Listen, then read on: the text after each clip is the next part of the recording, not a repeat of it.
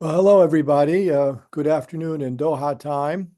My name is Juan Cole. I'm a professor of history at the University of Michigan, and I'm moderating this panel on digital deception, disinformation, elections, and Islamophobia. The webinar is organized by the Middle East Council on Global Affairs. Uh, for Arabic speakers who are more comfortable in that language, we do have Arabic translation available in Zoom. You have to switch to the Arabic channel for that. So the panel's subject is a recent report on disinformation research on disinformation by researchers Mark Owen Jones and Sohan D'Souza, which revealed a multi-platform global influence campaign promoting anti-Muslim bias, sectarianism, and anti-Qatar propaganda. Jones and D'Souza's report highlights the use of disinformation to spread a broad neoconservative agenda, including xenophobic, anti-immigration, and anti-Muslim propaganda and disinformation. So we'll hear from the authors, and let me just quickly introduce them.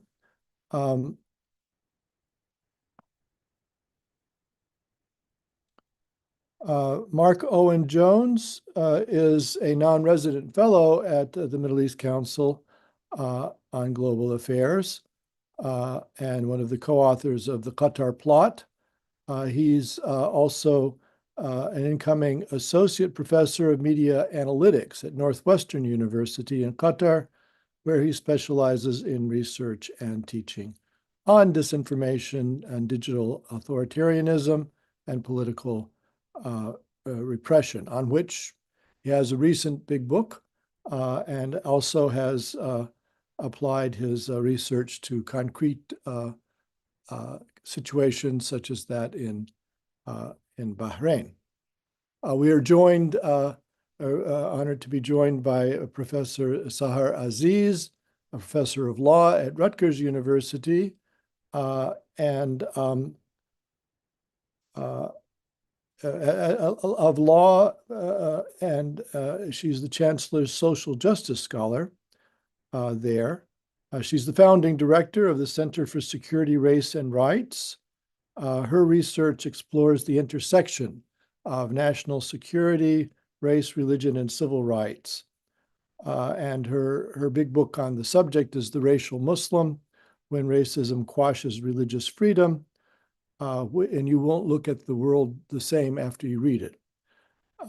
And then we have the other co-author of the report, Sohan D'Souza, who is a computational social science scientist and open source intelligence practitioner. He's interested in the intersection of disinformation, political polarization, and its effects. So he is a co-author, as I mentioned, of this report, the Qatar Plot. He also has experience in the industry as a software engineer, an operations analyst, and in academia as a research engineer, and at MIT as a research scientist. So we're very pleased to have this stellar assemblage of presenters. And let's begin with each of them making a basic statement on the report. We'll go 8 minutes or so, and then we'll come back and have a panel discussion. So, Mark, would you begin, please? Thank you very much, Juan, and thanks to my co-panelists and the Middle East Council for arranging this. I will endeavor to speak as slowly as I can. I have a tendency to speak very quickly, just for the benefit of the translators. But since I'm talking first, I think it would make sense to sort of summarize some key elements of the report. I imagine some of our listeners will have read it, but I just wanted to give a bit more context about what it contained. So the name of the report is called the Qatar Plot. That's the sort of short name, but the longer, the sort of subtitle, and this is important, is unveiling a covert multi-platform influence operation using anti-Muslim propaganda to attack Qatar in the EU, the US, and the UK. Now, the Qatar element is important, but it's in some ways a little bit of a red herring, because I would say, if I was to summarize this report in simple terms, it is an unknown actor using Facebook and Meta, the ad platform, to deliver anti-immigrant and anti-Muslim propaganda to a large audience. And when I say a large audience, Sohan and I, we documented that this campaign reached at least 41 million people. And that was just really on Meta's platforms. So primarily Facebook, but the campaign was also present on TikTok, on Twitter, or now X, and it was also present in the quote unquote real world. Some of these campaigns found themselves in CPAC, the conservative conference that's organized annually. And also in Times Square, there was a giant billboard, a digital billboard in Times Square where this campaign also found it. But I mean, I will talk mostly about the sort of digital elements, and the other bits will come up. So the people running this campaign, and I say people, because as yet, us, the researchers, and even Facebook do not necessarily know who was behind it. But what we do know is that whoever did it spent at least $1.2 million in advertising money to spread this campaign. And the campaign ran for approximately 6 months, okay? So for 6 months, starting at the beginning of 2024, sort of towards the end of 2023, there were adverts being run on Facebook that were targeting different parts of the world, including Lebanon, but also the United States, the EU, the UK, not in the EU. And within the EU, it was targeting Belgium, France, Germany, Croatia, Sweden. But it was primarily targeting France in the EU. And when I say targeting, that's where these adverts were being delivered, right? So for this 6-month period, and let's remember, this is a very crucial period because this is a period where we saw a number of European elections, including the UK elections. And many of you will know that recently in the UK, we saw anti-immigrants and anti-Muslim riots erupt. Again, the timing of that is quite interesting. But the content of these ads was essentially pictures, usually of various kinds. Some were about Qatar in particular, but others were, for example, pictures of Arab men or Arab-looking men, sort of rioting or engaged in some form of violence, taken out of context, with big lettering on them saying things like, oh, there's going to be 60 million Muslims in Europe by 2030. Or that, one of the kind of adverts was a part of a campaign called quote unquote Save Europe. And the idea was here that Europe needed to be saved from what was called a Muslim invasion in a lot of the rhetoric. So it was very kind of xenophobic, very Islamophobic rhetoric designed to create the impression that there is going to be this Muslim invasion of Europe. And this was all the while being promoted on Facebook. And what was another aspect of this, and this is where the Qatar bit comes in, is that whilst I would say the overall thrust of this campaign was anti-immigrant, anti-Muslim, the idea was that this was some part of some plot, that it wasn't just immigration was happening or, there was kind of uncontrolled immigration to Europe or even the US. It was that Qatar as a country was somehow orchestrating this Muslim, quote unquote, invasion into Europe. So that's where the Qatar bit comes in. And what's very curious about this is that it resembles this notion of a sort of, a great replacement theory, but also like a new type of conspiracism.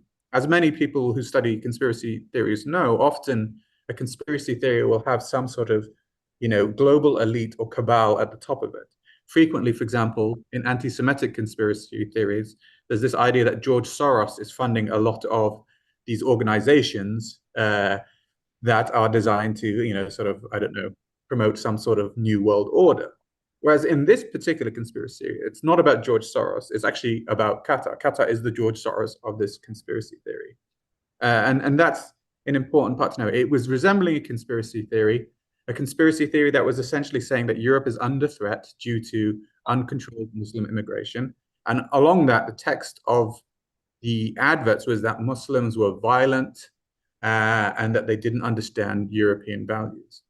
And Sohan and I detected at least 978 Facebook ads in this campaign. We initially estimated that this had cost about $150,000 to $250,000, although Facebook later revealed it was closer to 1.2 million. And I'm sure Sohan will talk maybe more about Facebook's report following up on this. And yeah, I've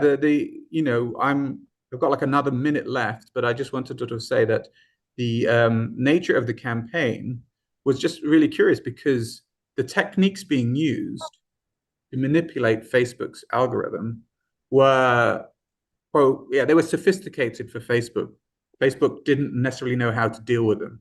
So we would see a page that was advertising these anti-Muslim ads. It would get taken down, but then it would come back up again and keep advertising. And this game of cat and mouse happened for 6 months.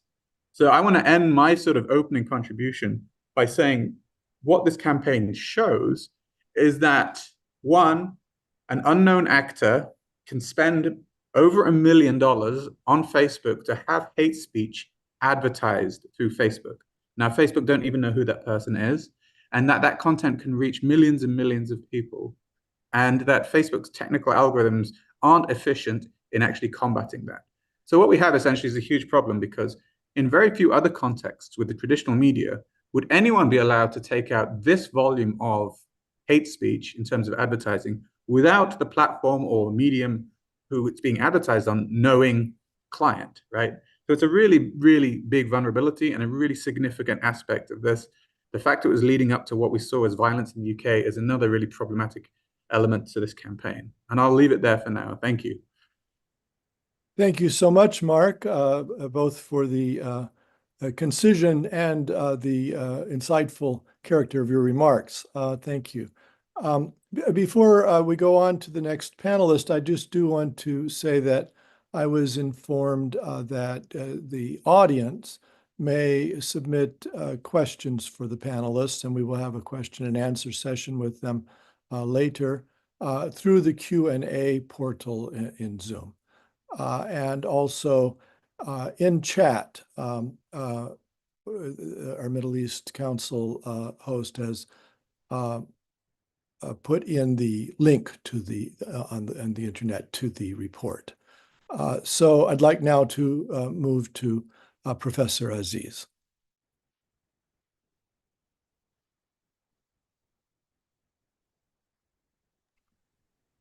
Thank you. It's such a pleasure to be here. This is such an important topic and one that is often overlooked as we study bias against various minority groups, whether it's Muslims, Jewish communities, Black communities, and other immigrant communities. So I appreciate the Middle East Council's highlighting of this topic and also appreciate the report, which I found to be very fascinating.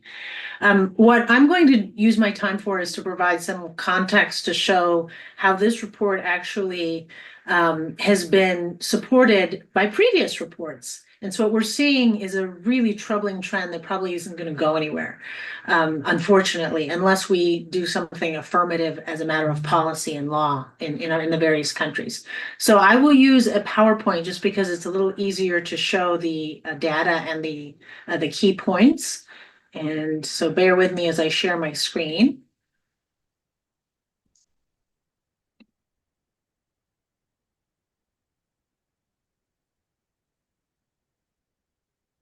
Okay, so you all should be able to see it. Okay, so the first point I'd like to make, or kind of the key takeaways, I want to make three key takeaways or three key points. The first is that digital Islamophobia spreads 5 common anti-Muslim racial tropes through social media explicitly and through mainstream media implicitly, at least in the United States. And I admittedly focus more of my own research in the US. And this happens without accountability or concern by government or private decision makers. And I'd like you to compare this digital Islamophobia with the responses against digital anti-Semitism, because I think the stark contrast is obvious. And I would argue that just as we take digital anti-Semitism very seriously, we should take it equally seriously, digital Islamophobia. We don't tend to see the same level of response. Digital Islamophobia threatens the safety, livelihoods, and equality of Muslims in America and also in Europe because Americans and Europeans are not educated in public schools to understand that these tropes are racist and harmful.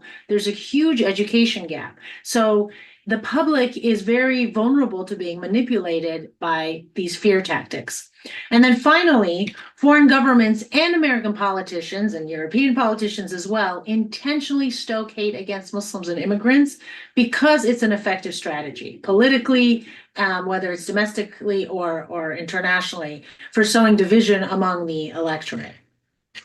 So what are the 5 staple tropes? Many of them were highlighted in the report, but this is something to keep in mind as you learn about Islamophobia, because you will see these tropes over and over. And when someone says them explicitly or implicitly, or accuses a Muslim or a Muslim organization of these tropes, you should be on alert that that's racist. It's a trope. It's the equivalent of accusing Jews of controlling the world. It's equivalent of assuming that Jews aren't loyal to their country, right? Or assuming that blacks are criminals and lazy and thugs and so on and so forth. We can come up with all sorts of racial tropes against different groups. So it's really important that you understand how absolutely insulting, harmful, and racist it is to assume that Muslims sympathize with terrorism or to assume that Muslims support terrorist groups. And this is particularly important today while we're dealing with what I believe is a genocidal campaign by Israel funded by the United States against Palestinians in Gaza. And so the ability to even have that conversation always leads to Muslims,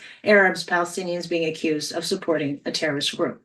And then the other views, the other tropes are misogyny against women and Islam being anti-woman, the accusation that Muslims are invading the West rather than contributing to the economic and cultural development of European and countries in the United States. The trope that Muslims' presence is a threat to the safety of white women, a threat to liberalism and democracy, and a threat to the security of the nation. And then finally, a racist trope that Muslims are presumptively anti-Semitic. Now, I'm just going to show 2 report summaries, which will corroborate the report that we're talking about today. So one report was, and both of them were in 2022, so this is 2 years ago, failure to protect social media companies failing to act on Muslim hate crimes by the Center for Countering Digital Hate. So an analysis of 530 social media posts containing anti-Muslim hatred posts in February and March of 2022 on Facebook, Instagram, TikTok, Twitter, and YouTube, these are the results that it shows. And I'd like you to compare that with the results of the report we're talking about today. First is that social media companies do not respond when the complaints are filed that there is Islamophobic posts that are spreading hate, bias, that could also transition into physical violence and harassment against people in real life. And only 3% of the flagged tweets were removed off of Twitter. Similarly, Instagram, TikTok, and Twitter allowed hashtags death to Islam, Islam is cancer, and raghead to spread such that they received 1.3 million impressions. 4 out of the 10 most cited domains in the Gab data set, and if you know, Gab is essentially the right-wing version now of social media, are focused on anti-Muslim hate. And the most common, the second most used hashtag was ban Islam. So in these right-wing ecosystems, there is a very robust, growing, and dangerous anti-Muslim ecosystem that has been growing. The second report I want to highlight is Islamophobia in the Digital Age, a study of anti-Muslim tweets, again published in 2022. In this report, they analyzed the researchers analyzed 3.7 million Islamophobic tropes made between August 2019 and August 2021. So again, now we're going back 5 years from today. A year later, 85% of those hateful Islamophobic tropes are still online. Nearly 86% of the geolocated anti-Muslim tropes originated in 3 places: India, the US, and the UK. So those are 3 locations to keep in mind when you're thinking at least of the sources. And then of course, as one would predict, spikes in hate strongly correlated with newsworthy events related to Islam, particularly protests, terrorist attacks, and eruptions of conflict. And what this connotes is the guilt by association, right? The presumption that if one bad actor who claims to be Muslim or who claims to be acting in the name of Islam commits a wrongdoing, a crime, a terrorist attack, all Muslims are presumed responsible. They each have to prove that they are innocent and that they don't support that criminal act. We don't do that to Christians. We don't do that to Jews. We don't do that to whites, nor should we. And so that's another indication of racism, is when you impose guilt or when you impose responsibility on an individual or a subgroup of an identity group for the wrongdoing of another individual that has the same identity. Okay, and then finally, I just want to quickly show the common hashtags of this report. So as you can see, the tropes, the 5 common tropes that I highlighted, are on full display in these hashtags, right? And if you see the most common: stop Islamization, stop Islam, some of the other ones: save Europe, raghead. Some of them have some very vulgar terminology, which I won't respond to, which I won't repeat, but anti-Islam is another hashtag. Islam is evil, Eurabia. And these are all hashtags that are growing across social media and effectively causing more and more people to internalize and to mainstream and to normalize anti-Muslim hatred.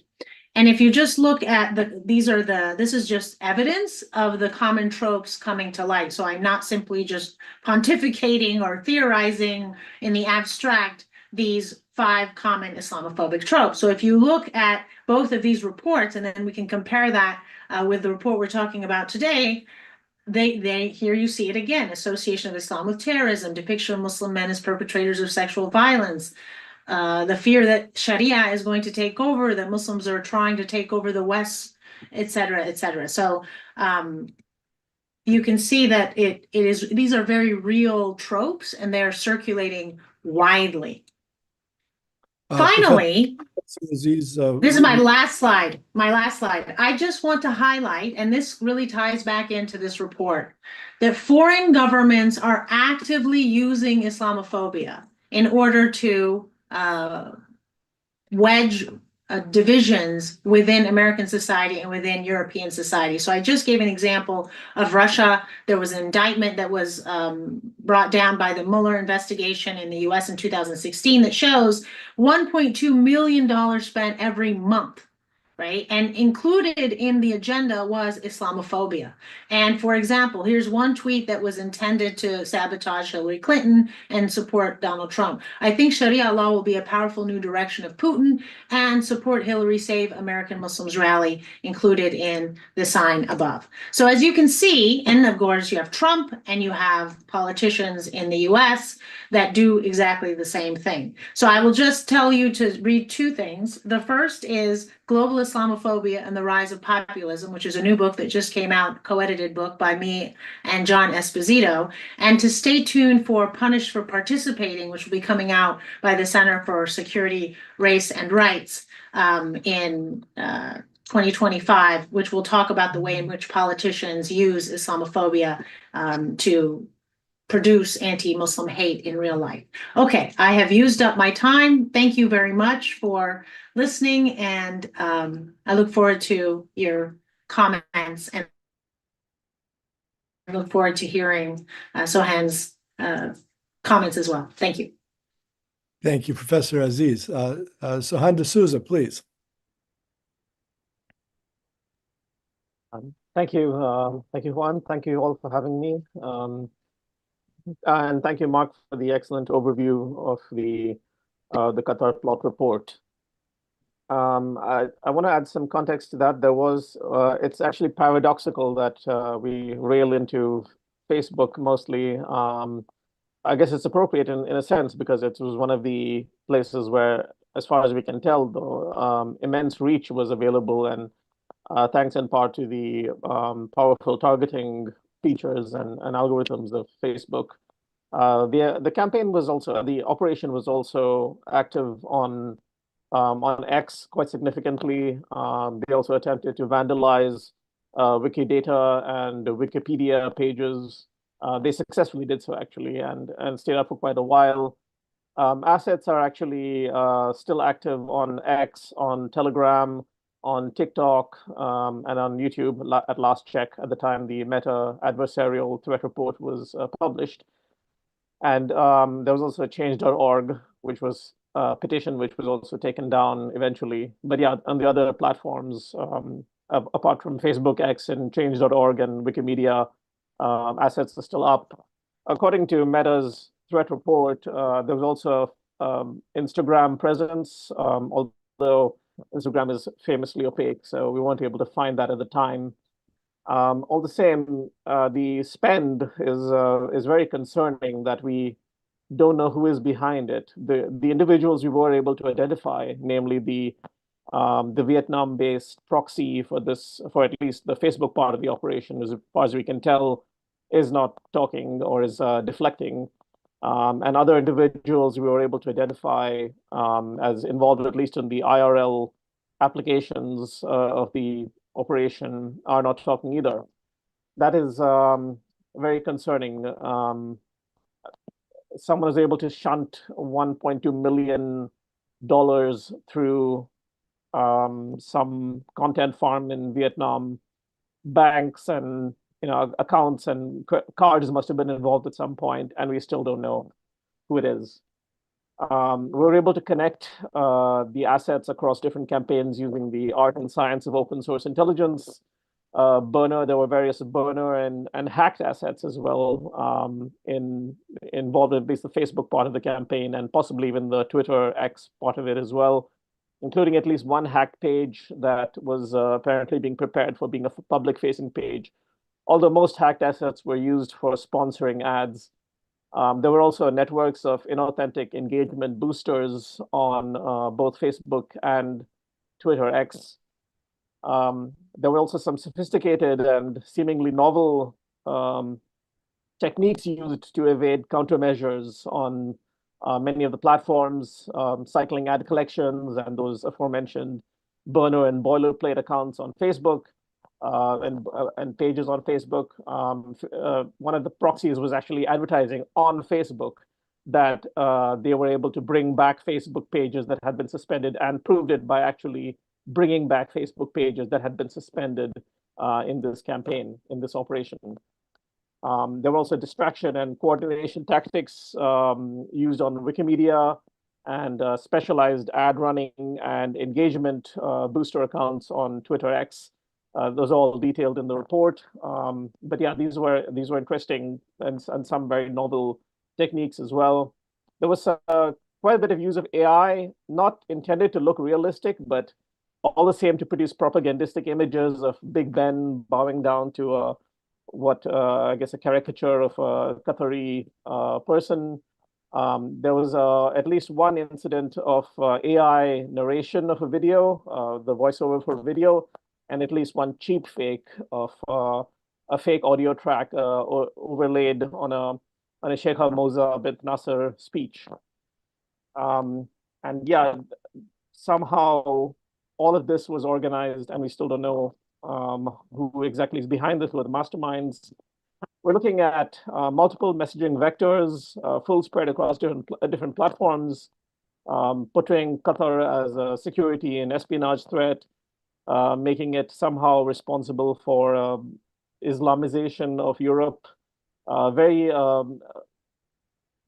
harkening back to the whole Great Replacement and Eurabia tropes, attacking the royal family and all sorts of things. And mainly the Lebanon targeted ones were portraying Qatar as a stooge of Iran. There were some strange things that we noticed, like there was a pivoting at one point from the ICRC president, Mariana Egger, to targeting Sheikh Moza. That was a bit weird. There were fake NGOs that were actually created by by whoever's behind this, like the Euro Extremism Monitoring Project and verbatim, Citizens of Humans' Lives. This was not the only spelling grammatical error, and there were quite a few of these. These might indicate that the people behind this may not be native English speakers. At some point, the focus on more like milquetoast things like secularism and concern for the hostages turned into overt xenophobia, anti-Muslim, anti-immigrant bigotry, drawing, especially on X and on Telegram, from the anti-immigrant, anti-Muslim ecosystem, literally putting their stamp on it, like taking watermarks of made in Qatar and part of the Qatari plan, and just imposing over these videos that are already circulating around with anti-Muslim, anti-immigrant tropes. This is also concerning given that these appear to have been timed with the election seasons of the UK and the EU and France's surprise election, I guess, and certainly in a US election year. And these were all places that were targeted with these ads. There's something to be said here about our issues with the Facebook as well as other platforms' transparency. Most bafflingly, I think, and again, going at Facebook for this, because there were some features like CrowdTangle was very useful, and there are like ad transparency features on Facebook, which was great, but somehow, most bafflingly, information would disappear from these. There'd be like specific pages or campaigns that we were tracking, and then when the page or the ad was taken down, the transparency information, like about the sponsor or other information, was actually removed from that. Well, if an ad is being violating standards, that's especially when we need to know, being able to trace where it's coming from or find out who's behind it. To remove the information seems kind of counterproductive. And yeah, I just want to say, okay, open source intelligence investigations there's a good deal of luck involved, like waiting for people to slip up and make a mistake, and then we can find connections that way. But we got really lucky in many cases, and we shouldn't have to be. There really should be more done in terms of transparency measures, and I really hope that all the platforms, Facebook, X, especially, take more steps to ensure that there's such features that can aid open source intelligence investigators. Thank you. Thank you. So let's move now to a more panel-based discussion. I thought that'd give you an opportunity to do another round of having the chance to maybe reply to some of the remarks that your colleagues made, if you have something to weigh in on. And we can switch it up. Professor Aziz, do you want to say anything further? Yes, so I assume that both of you researched the other reports, whether they were the ones that I highlighted, and much of the literature that is developing about digital Islamophobia. And so I am curious to know if you had an opportunity in your research to identify any correlation between the hate online and the hate in person and in real life. Because there is the dignitary harm of feeling that it is normal, it is mainstreamed, it is acceptable to insult a person's religion, to insult a person's national origin, to demean them, and to tell the people that one lives with in society that your identity group is inferior or dangerous. That in itself is harmful. It's hard to measure, but those of us who experience it know it's palpable and it's real. The other harm is when people act on it, right? When you are at work, when you are in public spaces, when you are at school, or when you are trying to participate in politics, like running for elected office, which we're seeing many Muslims being very aggressively attacked and accused of all sorts, terrorism, misogyny, etc. The most high-profile examples are Han Omar and Rashida Tlaib, but it actually happens to almost every Muslim running for political office or elected. So my question to you is, what insights have you been able to find in the literature about that correlation between online and kind of the physical world? And what does that tell you about the need for future research?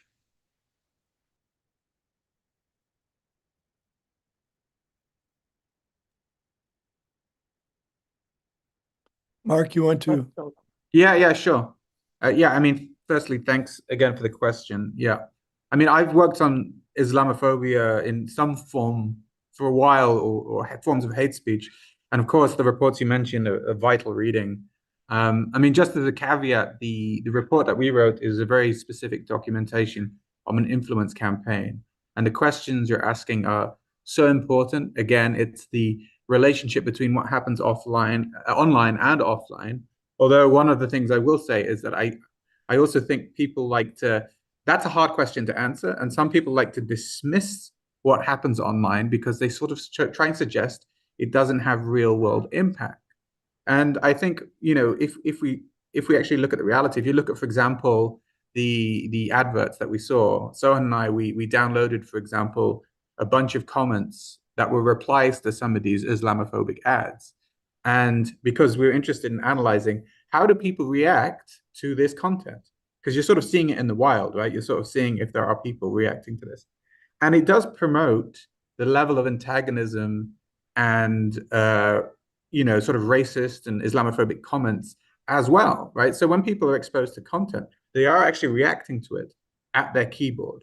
How much that translates into sort of the physical violence, again, these are questions that we didn't go into the report, but I would certainly say in the literature, I think there's something very sinister and insidious going on here on a general level, because the scale of the campaign, the scale of some of the statistics that you mentioned in the report, they indicate a normalization of hatred that is conducive to the kind of violence we saw in the UK.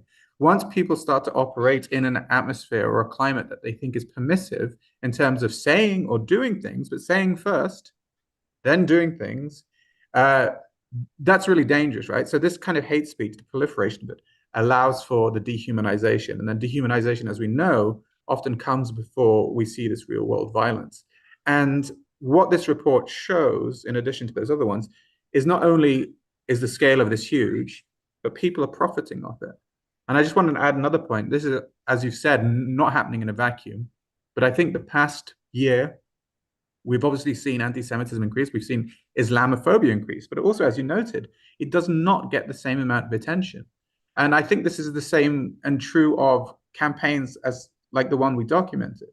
And I think Sohan alluded to this, is when it comes to hate speech or violence against Muslims, there is less interest in the press. And this campaign that we documented is probably one of the top 5 in terms of cost of all influence campaigns identified on Meta. Yet it didn't really make a bigger splash, say, as if it was, if we knew Russia was behind it or something like that. And I think that's significant. And it's not the first one this year. Let's not forget that I worked on a similar investigation in February, where people in Canada, amongst other things, were being targeted with Islamophobic hate speech. That campaign was then tied back to Stoic, which was an Israeli PR company contracted by the Ministry of Diaspora Affairs in Israel, who have been cozying up to the far right in Europe. So when we look at the discourse online, it's also indicative of offline activities. Again, I don't have the answer for the causal solutions, but I will say this proliferation of speech, which appears to be increasing, without the condemnation necessary and without the condemnation that we should see in the popular press, does lead to this permissive atmosphere. And I'll just also quote one more statistic on this. I mean, there have been a number of studies done now, for example, on how much anti-Semitism is mentioned in relation to Islamophobia in the popular press. And there's been a couple of studies, for example, in the New York Times, when it came to the kind of student protests on campus, the term anti-Semitism or anti-Semitic was mentioned 296 times, whereas Islamophobia appeared about 9 times. So there is this disproportionate focus, and we're seeing this discursive and actual violence against Muslims. We're not seeing an appropriate or corollary condemnation of that, either from media or from social media companies. And I think that is dangerous, and that can contribute towards real world violence, even though I do think the speech is also violent in its own way. Well, I just interject that Facebook in particular was widely blamed for allowing rampant Islamophobic speech in Myanmar or Burma that came to be implicated in violence against Burmese Muslims and indeed contributed to the crisis of the Rohingya refugee community. Absolutely, yeah. The real world effects of this speech have already been to some extent documented, and they can be dire. Soham, would you like to weigh in here? Yeah, thanks, Mark. Thank you for the question, Dr. Aziz. The use the word ecosystem actually, and yeah, I've been using that a lot myself. This whole operation, this whole investigation of the operation, acquainted me with this far right, anti-immigrant, anti-Muslim ecosystem on primarily X, but this also percolates outwards into other platforms. It's just that X is, for all practical purposes, not really moderated nowadays. So that's where it really festers, and also thanks to the opacity of X, like the lack of transparency with being able to create accounts and even boost them using blue checks and stuff.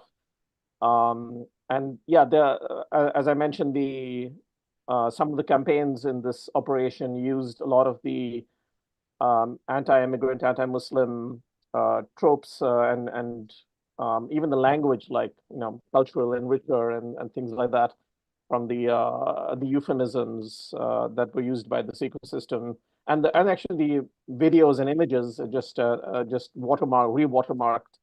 And it's also interesting that in the recent UK riots, within a couple of hours after the attack, one of the accounts, or one of the duo in that ecosystem, was the first really to specifically claim that the attacker was a quote unquote Muslim immigrant.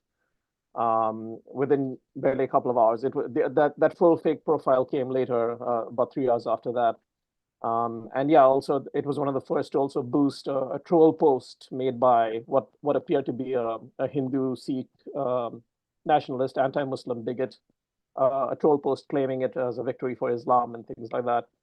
It boosted that, and also further added to this whipping up of an anti-Muslim frenzy in the UK, which fed into focusing the riots on specific targets like mosques. So yeah, this ecosystem is something that is a great concern, and will surely be used by other influence operations, given that it serves as a great testing ground, or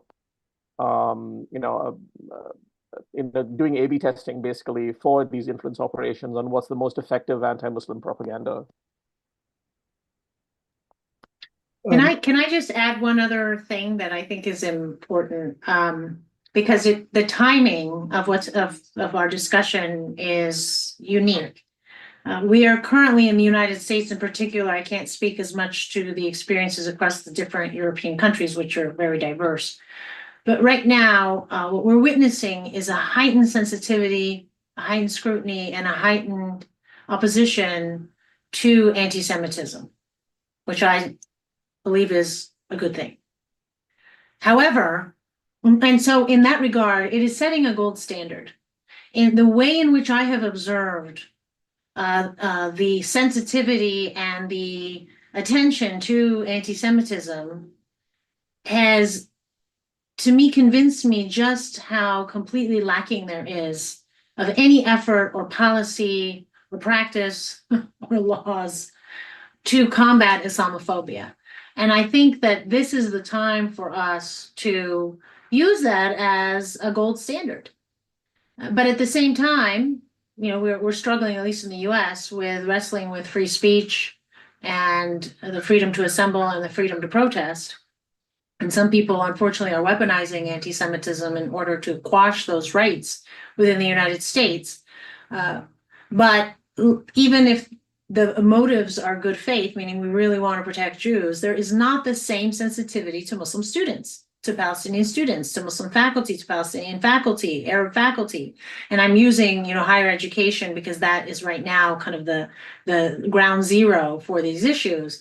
And so I would encourage attendees to kind of do that comparison and see why certain groups are not, in this case, Muslims. No one takes their grievances seriously. No one tries to stop the spread of Islamophobia online, and in stark contrast to combating anti-Semitism. And so I do think we do have, at least in the US, there is a baseline. There are systems that are being developed anew or enforced to combat anti-Semitism, and we need to do the same thing for Islamophobia and countering anti-Palestinian racism, which is a subset of Islamophobia. Because if you see the common tropes, racial tropes against Palestinians, they mirror those against Muslims, because everyone incorrectly assumes that all Palestinians are Muslims, when in fact I think we have 15 to 20% that are actually Christian.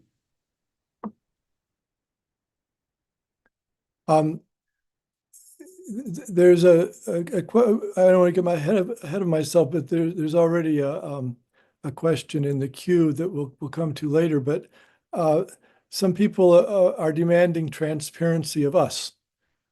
So Mark and Sohan, and maybe with regard to the reports that you cited, Professor Aziz, they want to know who is behind this report that you did, and who funded it, and should they be suspicious of that? I mean, happy to answer that. No one funded it. Sohan and I just did the research. I mean, I think Sohan was served an ad, or he spotted it, and we just started working away at it. Myself as an expert in digital authoritarianism and the region, and Sohan as an open source researcher. We did it for the public good, right? Yeah. Yep, absolutely. Yeah, I wasn't funded on this. I just did it because I was miffed, basically. Well, that's the way that academic research often works and should work.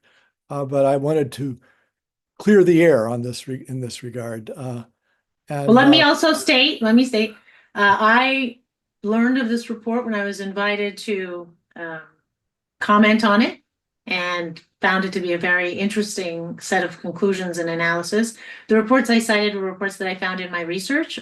Admittedly, read them for the first time as part of my preparation for this panel.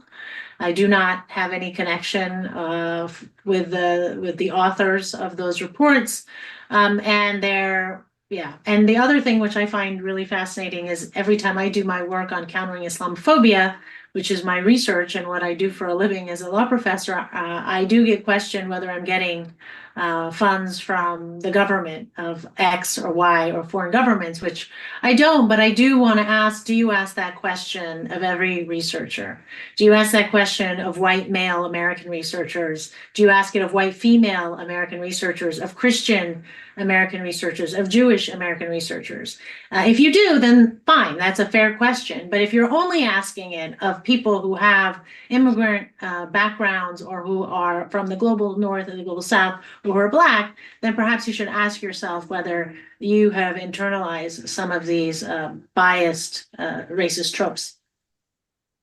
Yeah, I mean, I was sort of thinking along the same lines. It's not a question everyone seems to get asked, but I'm used to being asked it because, again, we're dealing with this notion of a report exposing hate speech against Muslims, and the fact Qatar has mentioned. I mean, whoever created this campaign was mentioning Qatar, right?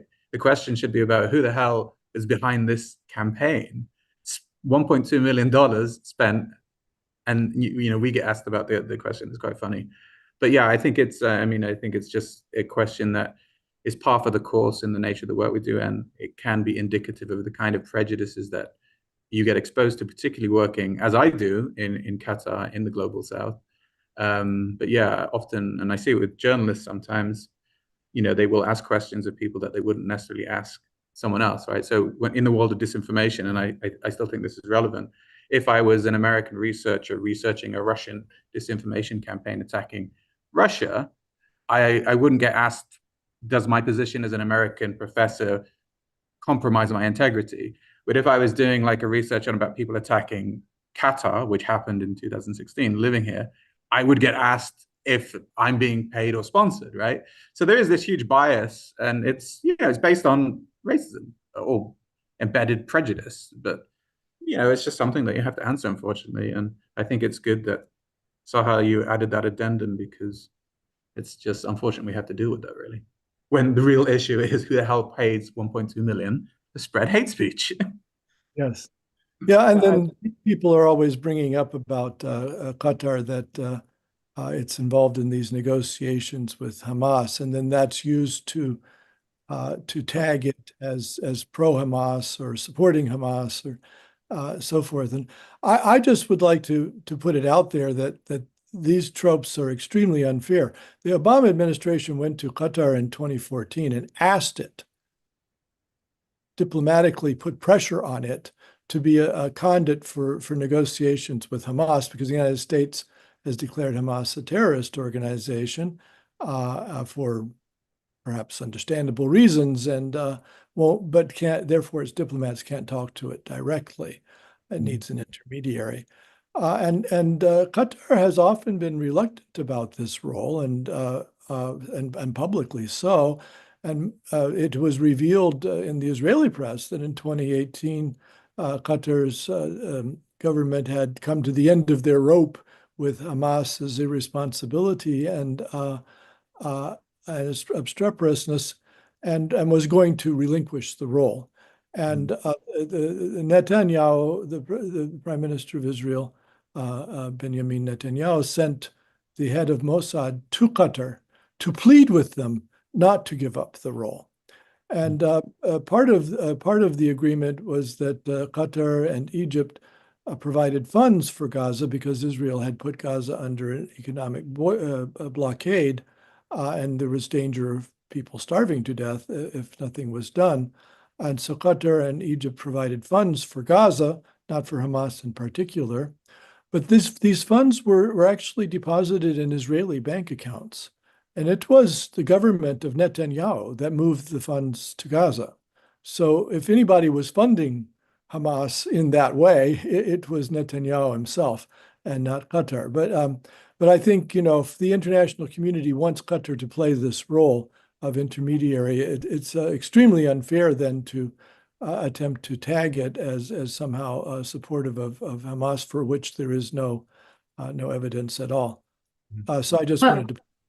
Can I just also add, Professor Cole, the irony that, again, the timing matters. It's September 2nd, 2024. It's been almost 11 months now, right, of the Israelis just destroying Gaza and killing now over 50,000 Palestinians and injuring over 100,000, and 2.4 million are starving to death, among other atrocious humanitarian problems and crises.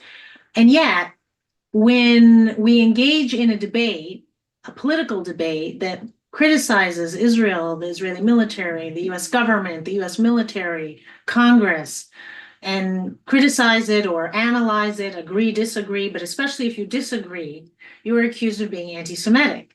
And yet, people can go and criticize Qatar all they want, and no one will call them Islamophobic. I certainly don't think criticizing a nation state makes somebody racist against the majority religion unless one explicitly states so. But again, the double standard, which is, why is it that Qatar cannot be a nation like any other nation that is engaged, in this case, in negotiations, without being completely attacked as, having this ulterior agenda?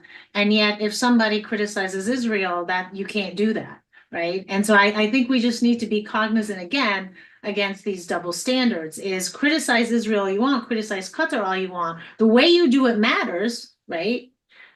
Because that could expose that you really are just using that as a pretext to be Islamophobic or anti-Semitic. But to do it on its face is not Islamophobic or anti-Semitic. But I think what's interesting about this report is it shows it isn't simply just criticizing Qatar for its role, which I think, again, is legitimate, like criticizing the US or criticizing Egypt or criticizing Israel, but it's the way in which it's criticized. right? And it's the hashtags that are used, and it's the narratives that are used, and they're so blatantly Islamophobic, as opposed to a geopolitical analysis, right, or a human rights analysis, or an international law analysis. And so these are just part of those fear-based tactics that cause real harm to in this case, Muslims and Arabs and Palestinians. I mean, I agree. think it's. Oh, sorry, Sohan, you go ahead. Sorry.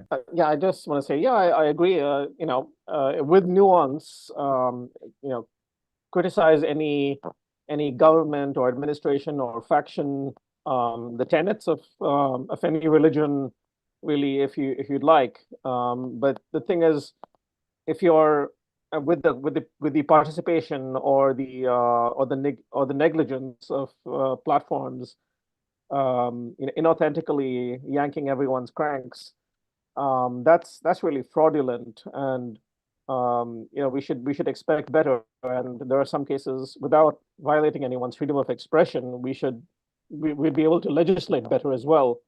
I think definitely with some of the feedback that we've gotten, online on social media, a lot of it has been very, posting something in response about Qatar's politics or human rights record or something or the other, or about Islam. They're kind of missing the whole point of this. They're missing that someone was able to put this huge amount of money into inauthentically reaching people with their message, and being able to hide behind it and thereby escalate. I mean, as I mentioned, this platform, this operation got more and more xenophobic as time went by. Perhaps even in the beginning, it might have been testing the waters to see if they would be discovered. But it looks like they got bolder as they weren't discovered, as the identities weren't discovered. And it had become a full-on, almost indistinguishable from the rest of this anti-Muslim, anti-immigrant ecosystem by the end of it. So, if they're able to the more they're able to get away with, the more they're able to, the worse they'll get, right? And that's something we should definitely be concerned about. I don't want to see a case where,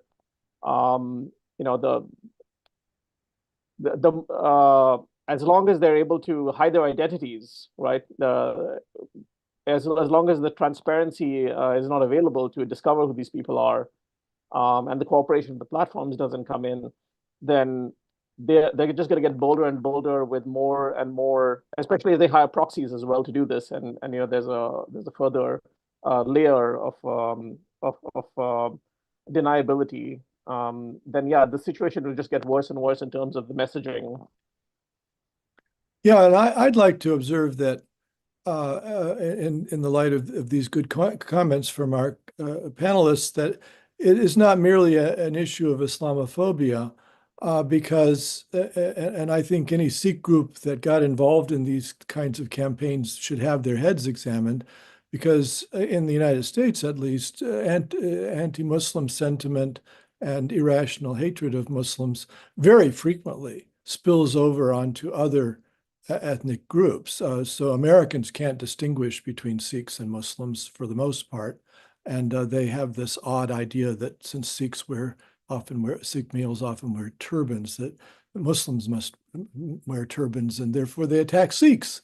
And beyond that, I think it plays into a general anti-immigrant sentiment, which can blow back on Hindus and indeed on Eastern Orthodox Christians. And we've had, in the previous big era of immigration in the United States in the early 20th century, there were actually anti-Greek and anti-Eastern Orthodox Christian riots in some cities in the United States.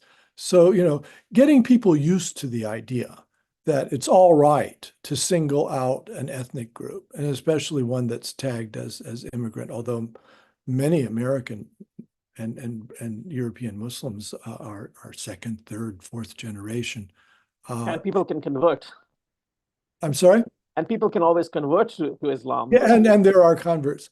So, but tagging them as immigrant, as an invasion, as a minority, but it spills over onto others, and including over onto Jews. I mean, I think that getting a lot of the tropes, as Professor Aziz pointed out, that are used against Muslims are old anti-Semitic tropes.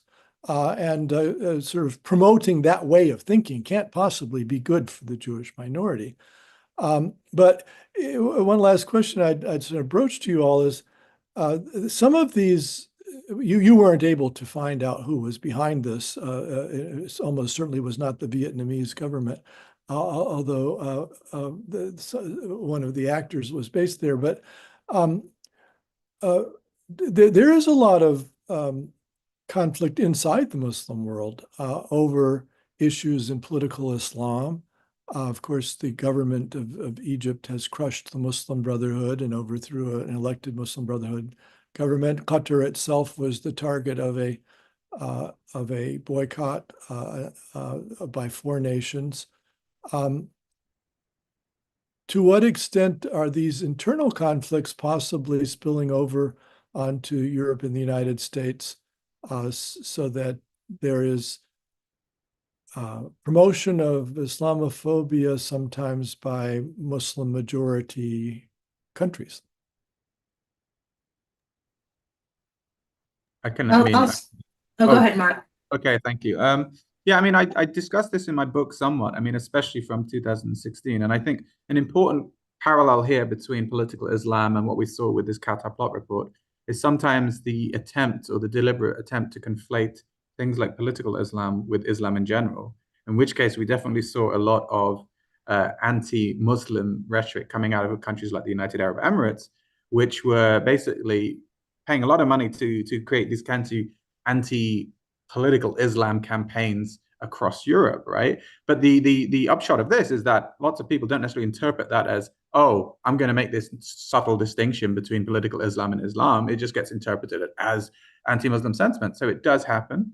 I think one thing I want to mention about this report, though, again, going back to the Qatar thing, and which is why I mentioned early on why it's a bit of a red herring, is 2 things. The mention of Qatar almost allows people to say, oh, this is about Qatar, we can dismiss it. But also Qatar is being used as a metonym for Muslims, right? It's sort of like a bypass of the sort of Facebook algorithm to say, oh, we're just talking about Qatar. Oh, Qatar is invading Europe. It's actually being used in the same breath as Muslims. And this ties in a bit with this kind of what Dr. Aziz was saying about these kind of subtle links between these two. And I think that's really important to remember, because the thrust of this campaign is Islamophobic. Qatar is a sideshow. I think it is related to what's going on in Gaza, the genocide there. But at the same time, we must bear in mind that Qatar isn't Qatar and secular sport. It is a synonym for Muslims. And I think that's why it relates to this notion of how political Islam has been attacked, and the consequences of that coming from within the region has been also to contribute to Islamophobia in Europe. And one more thing, actually, I just want to say this before, once I have the opportunity, and it ties in with the Qatar thing, is, and it really rounds up a lot of what we've been saying, is that the report that Facebook issued about this campaign, and just to emphasize what Sohan said, yes, it mentioned that it had targeted Lebanon, it had targeted Qatar, but it did not mention Islamophobia, right? Even though that's the thrust of the campaign, even Facebook can say, oh, this was a campaign primarily targeting Qatar, and not mention Islamophobia at all, right? And so I think that even gives companies the excuse, a justification for not even talking about the main and most problematic element of this, which is hate speech against a huge group of people. Yeah, Sohan, did you want to comment on this?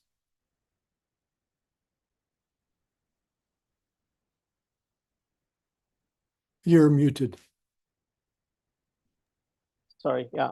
Yeah. I was concerned at Meta not having mentioned this in their report, as well as just generally downplaying the whole the targeting of specific countries, like not mentioning Belgium, for example. And yeah, towards the end, especially by the Belgium phase, the names of the pages turned into things like Save Europe and Europe First, things like that, and messaging as well switched over to more xenophobic messaging, and it seems that whole phase of it somehow escaped everyone's attention whoever was making this adversarial threat report. That's something I think that did warrant mention, yes.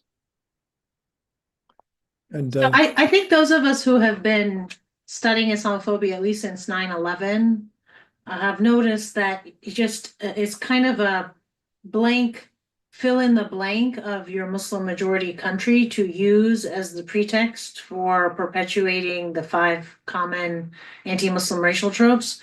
Remember when it was Iraq? Remember when it was Saudi Arabia? And it's also Iran right now, Qatar, Afghanistan.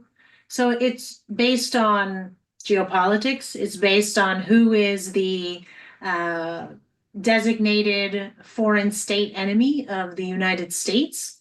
And that will be the placeholder. That will be the country that will be used to signify and represent 1.8 billion Muslims, most of whom aren't even in, the Arabic speaking part of the world. So that's one thing to keep in mind. And meanwhile, nobody seems to have a problem with that. Yet, if we criticize Israel, we're accused of being anti-Semitic. So we really need to kind of parse through this and add some nuance to the conversation to also identify when is discourse really about geopolitical debate and disagreement and political dissent, and when is it simply pretext or a cover or a ruse for hatred towards a religious identity or a religious group or a racial group. And then I also just want to note that I personally approach political Islam the way that I approach Zionism. Both of them are political ideologies. They're diverse, they're complicated.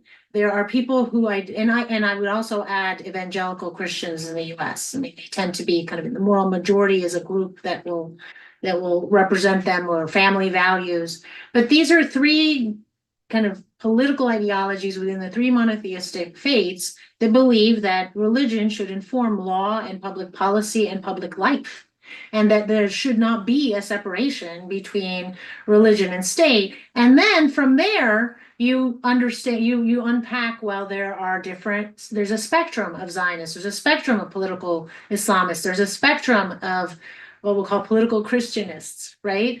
And that, I think, is absolutely worthy of academic debate in good faith, that is trying to understand, at what point are those ideologies essentially in direct tension with liberalism, with kind of post-Enlightenment liberalism and multiculturalism and religious plurality. And one may disagree that those models are the ideal models, right? There are people who don't even think that the nation state construct is just anymore. But those are all fair debates to have. The problem is that on the one hand, you can't even talk about Zionism as a political ideology and problematize it, interrogate it as an academic.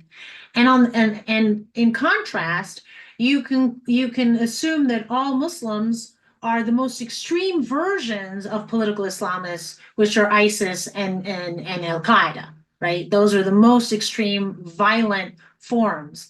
And so that contradiction also shows how the difference in treatment in groups. And it's really differential treatment, disparate treatment, that at least in the legal field is the evidence of discrimination, bias, and hatred.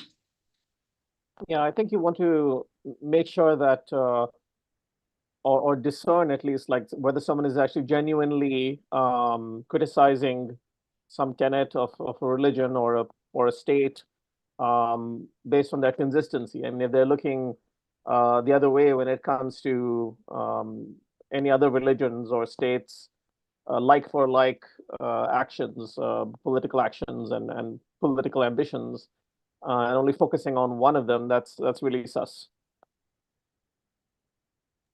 well, and we just have time maybe to treat one more question from the audience, but one of the questioners brought up, I think quite rightly, the influence of the rising right in Europe and the United States in this matter. And we know Islamophobia is very frequently a trope of the MAGA branch of the Republican Party. We just had elections in Eastern Germany where the AfD did disturbingly well. and anti-Muslim sentiment is a keynote of the AfD in Germany. So to what extent is this campaign wrought up then with the rising Western right? We just have 5 minutes. It's definitely trying to ride this as a vector for its messaging. We've seen them drawing on the same ecosystem and actually very current on like ongoing events and celebrating the like victories of what they see as the victories of the far right. And yeah, the problem is the many campaign assets have still not been taken down on X, and they're still active and still promoting and boosting this kind of anti-Muslim and anti-immigrant rhetoric. And yeah, I unfortunately the less moderated platforms are making it harder for these masterminds to be exposed by not having enough transparency features and letting them get away with this kind of messaging. Well, I mean, X is an example of a hostile takeover by the far right. And Twitter was in fact moderated, and some of these campaigns were being disallowed, and Elon Musk bought it with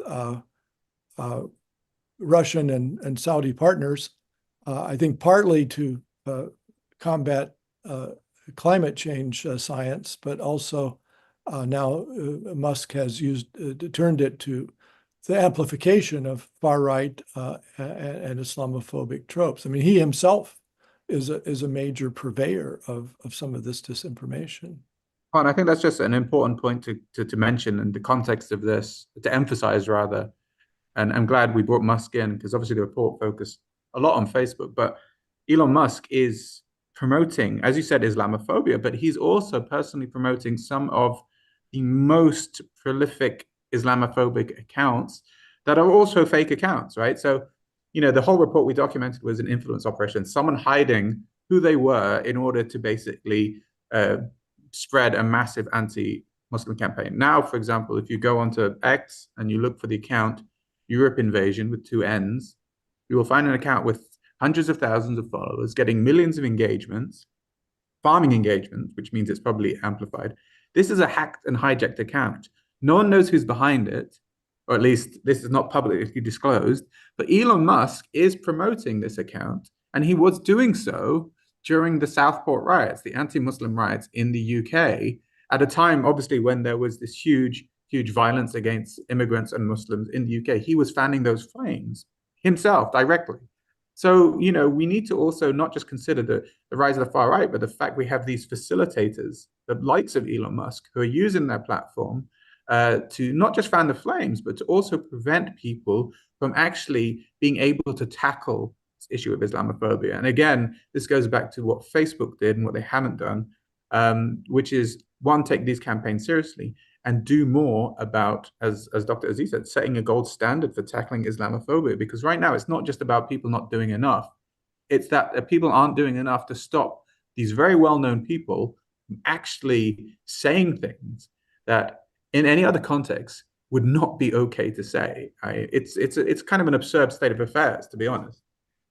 Well, I think we have to leave it there. We're coming. Can I just make one comment? Well, you'll be cut off in about 30 seconds, but yes. I just want to put a pitch in for Global Islamophobia and the Rise of Populism, the book we just published, me and John Esposito, which will be in Europe, which is focused on Europe. But I just want to highlight that fear is profitable. Fear wins votes. And so there is a very practical, pragmatic reason why this will continue. And then when you add to it white supremacy and the Great Replacement theory and all of these fears that white society is being destroyed, then we should assume that Islamophobia there's every incentive, financial, political, and economic, to continue Islamophobia online. So I think we need to be very proactive in trying to figure out how to stop it rather than waiting for it to just disappear. Well, thank you very much, all of our panelists, for your excellent interventions. And I think we have to leave it there. Thanks to the audience for joining us, and all the best. Thank you. Thank you.